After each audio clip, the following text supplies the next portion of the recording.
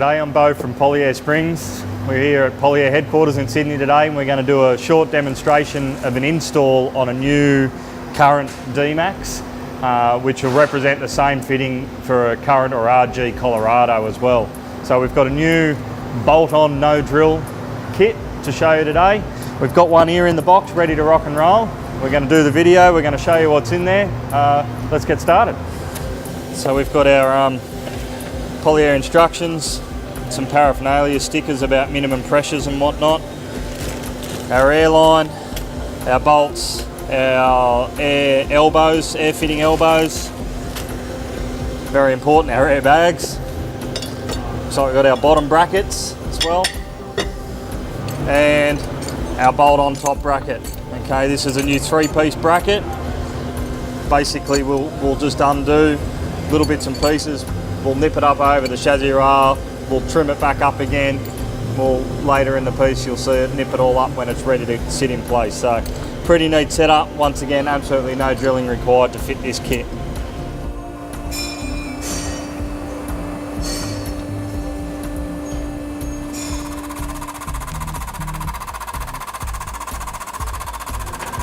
Okay, so as much as we've got the luxury here at Polyair of having been able to use this hoist here today, these kits are quite able to be fitted in the garage at home or the driveway, providing you're on a flat ground and have the correct safety equipment. So as you can see, we've lifted the back of the car up here, we've got the stands in place, the load of the vehicle's been taken by the stands. We've got 1, 2 chocks in place in the front also to stop the vehicle from rolling forward. So as much as we can get under there now and have a play, the car's not going to go anywhere. We're nice and safe, we're ready to start work.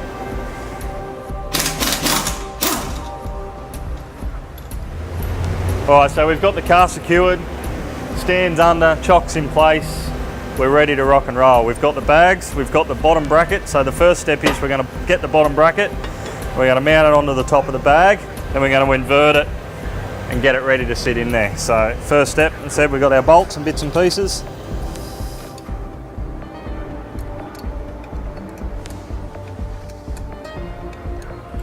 Okay, so now we've got our upper bracket.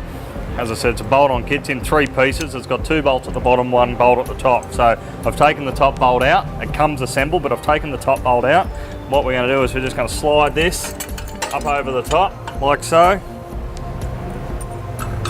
We're just going to rest that there, and we've got what we call a crush tube that goes in the top as well. So that just slides through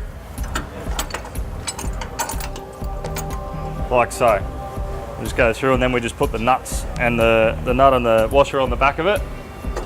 Okay, so now we're just going to screw in the metal elbow for the air fitting or air line and just nip that up. It's very important that just do a little bit by hand.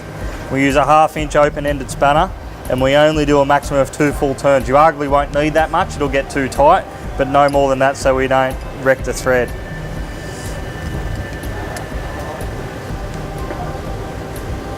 The best thing about these particular elbows as well is the head on them swivels. So we can tighten them up and then just move the head of the elbow to wherever we want it to be. Okay, so we'll finalise its position later in the install. Okay, so next step is we need to loosen off the 4 nuts that hold these U-bolts in place, so we can A, remove the bump stop, and then B, we want to slide this particular section in underneath these U-bolt arms. Okay, so we need a 19mm socket, and you can do it with a ratchet handle or a rattle gun if you have access to one. However, in this case, I'm going to show you doing it by hand, and we just do them reasonably nice and evenly. Okay, so now we've loosened off the U-bolts. I'm just going to slide that over, that up, U-bolt out. Then the next step is literally, we're just going to sit this into position. So it's a matter of just lifting the base up here, sliding the U-bolt in over the top, and then getting that one in there as well. Okay, so we've got the bottom bracket in underneath the U-bolt. So the next step is just to bridge this gap here where my finger is. So it's just a matter of lifting it up now. Just so I can now sneak that bracket over. and get the top bolts in to hold the bracket on. Okay, so now we've lifted up the bag. I've slipped the bolts into place. It's just a matter of doing them finger tight. Okay, so now we've got these top bolts nipped up by hand. We're just going to get our open-ended 9/16 and I'm going to tighten the rest of those up because we've got the bag lined up. It's all sitting nicely where it should be. So we're going to do the top bolts, then we're going to go back underneath the U-bolts here and we're going to do up the 19mm nuts again. Once that's done, we're going to nip up the bolts under here to the lower bracket.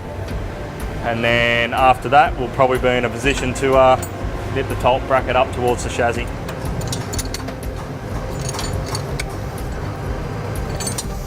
Okay, so now we've got the top bolts done up, the U-bolt nuts done up at the bottom of the leaf pack. We've got the bottom bolts underneath the bracket bolted up as well. Everything's nice and tight. The next one is to bolt up here. I just need to take up the gap again from up hard onto the chassis rail. So we're just gonna pump it up. And now we're gonna do that top bracket up.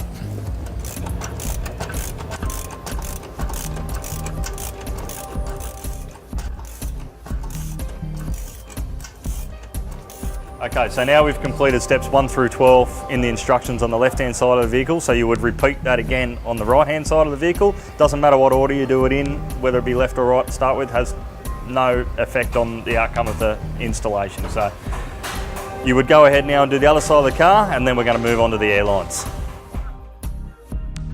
Okay, so we've completed the right-hand side of the vehicle now, and we're ready to do the airlines. So we've decided in this car that we're going to run both airlines up in the corner on the left-hand side corner of the number plate. So we're going to run them both out together, nice and neat.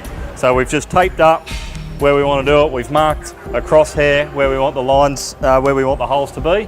We need a 5/16 drill bit, and we're going to get here and we're going to whack a couple of holes in there so we can run these lines in. Okay, so when we first undo the airline out of the packaging, it comes in one big loop. So it says to cut the airline in half and then run it out where you've chosen for it to go, making sure that you're leaving yourself enough slack and whatnot to allow for movement of the vehicle, being articulation up and down. So what we do after that is we'll cut it to size and show how to install the line into the air fitting. Okay, so we've marked the airline where I want to cut it. I've actually got a tube cutter here which cuts a really nice flat cut. So we sit it in there and click, snap it off. We've got a perfectly square cut. The other way of doing that, if you don't have a tube cutter, would be to use a Stanley knife or a razor blade, literally on a flat surface. It's crucial to get it nice clean cut so it can seal into the push connect fitting nicely, otherwise you may run into leaking airbags. Okay, so we've cut the airline and we're going to push it into the push connect fitting like so. Click. It is exactly that, a push to connect fitting. You push it in and then you can't pull it back out again. Okay, so we've got the two airlines come out through the bumper like we drilled the holes for before. We've set all the washers and the nuts and stuff up as per figure 3 in the instruction manual. So we're just going to put the airline on now. I'm going to pump these bags up to 60 psi just to check for any leaks and whatnot, and go from there.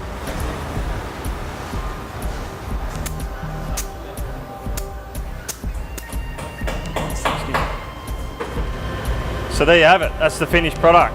Tested up to 60 psi, no leaks as such. However, it's always a good thing to check over the first 24 hours. If you notice that it's dropped more than about 7 pounds, probably just double check for leaks. Other than that, keep a constant amount of pressure in the bag, minimum of 5 psi, maximum of 100, but it's basically trim the bag to suit the load. There you go, enjoy your Polyairs.